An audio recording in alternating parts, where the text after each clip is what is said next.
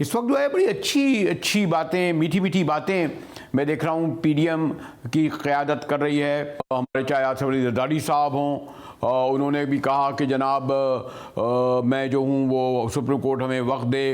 उन्होंने मुफाहमत की बात की। बिलावल भुट्टो को उन्होंने डेरा इस्माइल खां मौलाना फजल रहमान के पास भेजा।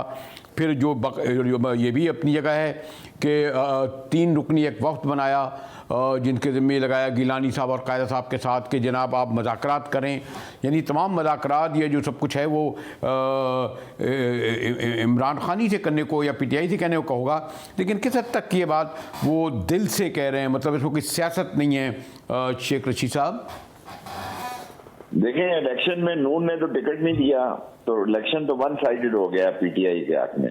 14 मई को इलेक्शन होंगे, अदलिया इलेक्शन से पीछे नहीं हटेगी और इलेक्शन की नॉमिनेशन और निशान के जो डेट है वो आगे कुछ दिन बढ़ा सकते हैं।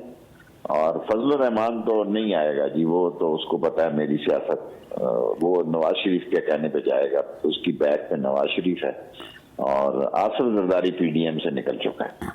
देखिए शेख साहब, आप सॉरी टू से आपकी जो जब भी ज़िक्र आए शरीफों का और उसमें भी ख़ास तौर पर जरदारियों का या उनकी फैमिली का, तो आपकी ज़बान से माशाल्लाह बड़े अच्छे शगुफ्ता फूल खिल रहे होते हैं।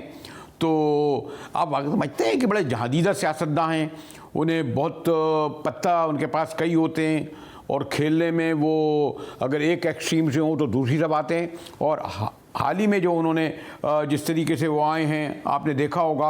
आप क्या कहते हैं, सुप्रीम कोर्ट उनके कहने के मुताबिक तारीख देगा? जो कुछ भी है वो अब उसको ख्याल है कि शहबाज शरीफ नायल हो जाए तो शायद मैं अपने बेटे को ले आऊँ और काफ़ी पचीदा ईद के बाद का हफ्ता होगा। कल अगर ईद नहीं होती तो कल भी बड़ा अहम दिन होगा, बहुत ही फैसला कुन दिन होगा। अच्छा, तो शेख साहब ये तो बहुत बड़ा ब्रेक थ्रू कहूँगा, मेरे ख्याल में बहुत सिग्निफिकेंट नहीं कि बाकायदा कोर्ट में जाके कहते हैं जी हसास इदारों के सरबराहान जाके बैठे और ग़ालिबन ये परसों की बात है और उसके बाद ही हम बड़ी तेज़ रफ्तार तब्दीलियाँ देख रही हैं। तो क्या हम समझें कि होता तो है एस्टेब्लिशिंग का रोल, लेकिन आमतौर पर पसे पर्दा रहकर ये तो फिज़िकली उनकी मौजूदगी वहाँ पर हुई। अटॉर्नी जनरल ने उसका हवाला दिया, चीफ जस्टिस ने उसका जिक्र किया। शेख साहब मुझे नहीं मालूम इनका रोल है या नहीं है, लेकिन सुप्रीम कोर्ट ने अपने आप को मनवाया, कोई माने या ना माने। ये बंदियाल खानदान का लोग जो तारीख जानते हैं, मैं तो फतेह खान बंदियाल से जानता हूँ, वो डट गए हैं और वो इलेक्शन कराएंगे। ये जो पंजाब के इलेक्शन के हवाले से तो ये तो सब कुछ सामने आ गया और जनरल इलेक्शन जो है वो खुद एक बड़ा सवाल है। ग़ालिबन इस वक्त उसको मेरे ख्याल में उत्तर गुफ्तगू करना प्री मैच्योर होगा, लेकिन पंजाब का इलेक्शन तो आपके कहने के मुताबिक 14 मई को ही होगा। अब इलेक्शन की डेट तो मरकजी अगर चाहते हैं कि ये उन्होंने टाइम दिया, ये नहीं होंगे। फजल रहमान इलेक्शन लड़ने के लिए तैयार नहीं है, उनके पास कैंडिडेट नहीं है। आप देखें ना, नून टिकट नहीं दे सकी। ये इलेक्शन पीटीआई के दरमियान में ही आपस में होगा। हमारे नीचे एक एक कैंडिडेट 20 और 29 पीटीआई के कैंडिडेट ने कागज दाखिल कराए। अब बताएं ना, मैं तो उम्रे पे चला गया था कि किसी कैंडिडेट को ये शक ना पड़े कि मैं फैसले में शामिल।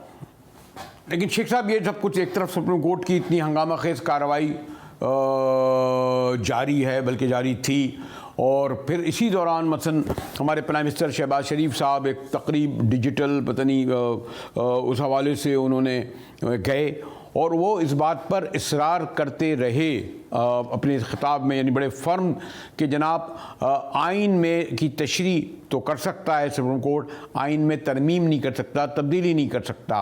और यानी उनका इशारा उसी तरफ है कि सुप्रीम कोर्ट इंतखाबात की तारीख का तयन नहीं करेगा, ये पार्लियामेंट है, जैसा कि उसने कहा कि जनाब हम इलेक्शन नहीं कराएंगे।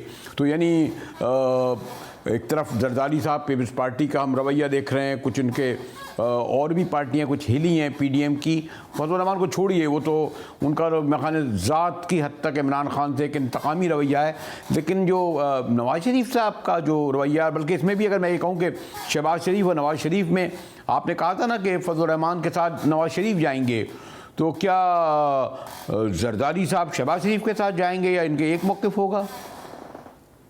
आइन से पीछे नहीं हटेंगे, आइन और कानून जीतेगा और सुप्रीम कोर्ट जीतेगी, बाकी सब लोग हारेंगे, इलेक्शन जीतेगा।